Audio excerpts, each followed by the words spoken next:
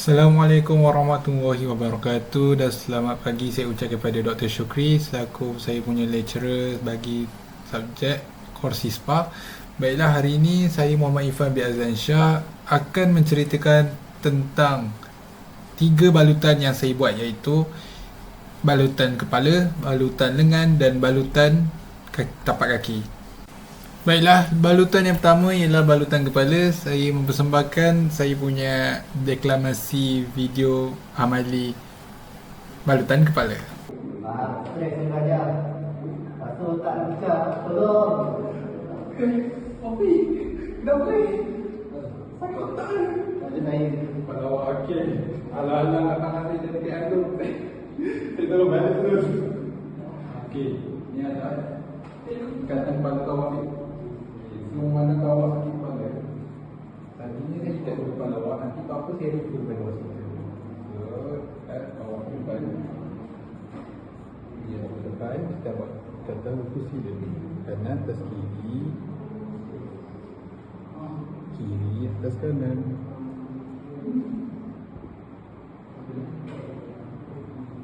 Dulunya siap. So kita kemaskan aja. Dan yang akan ambil.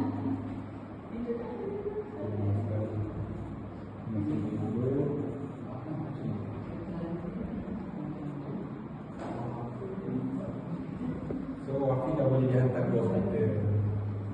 Okey, jadinya nak test ikatan prosedur berjaya atau tidak. Tarik. Kita buka. Tada, siap sudah ikatan kepala. Baiklah, seterusnya kita ada balutan lengan.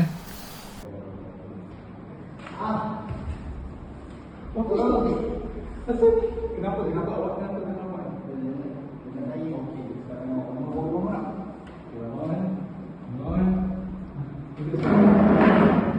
So tangan awak buka langkah kaki jangan sebab tak tengok depan ni.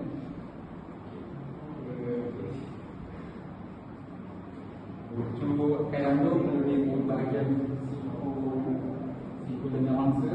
So tarik.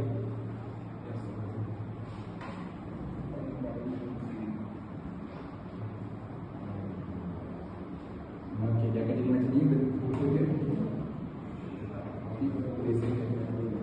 Okey. So saya akan buat ikatan prosedur kanan atas kiri.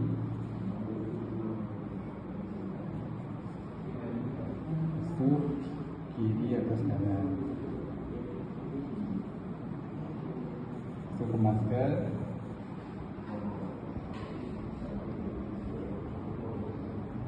So sudah siap. Okey, selesa Wafi. Okey, alhamdulillah bangsa selesa. Jadinya saya akan test mencuba membuka ikatan prosedur. So tarik satu bahagian. Kita pun tarik. Tada, siap sudah ikatan lengan.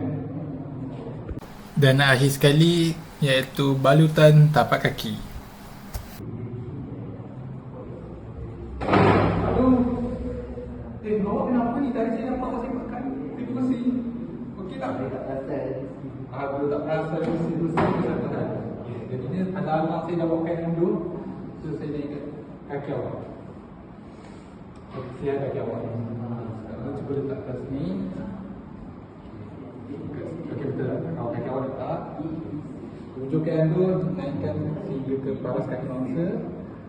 Ujung kain andung di bawah silang. Sama juga di bahagian sebelah kiri. Dan silangkan di bahagian kaki mangsa dan membawa ikatan ni ke depan dan buatlah ikatan prosedur.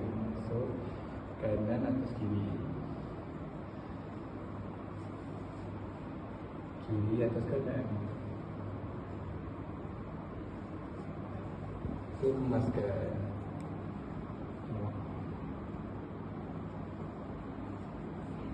Sudah siap. Kaki mangsa pun sudah selamat. Okey. Seterusnya mencuba membuka ikatan prosedur. Tarik yang bahagian kiri dan tarik saja. Selamat. Mangsa sudah selamat daripada. Baiklah, itu sahaja daripada saya. Sekian, terima kasih. Terima kasih kerana menonton.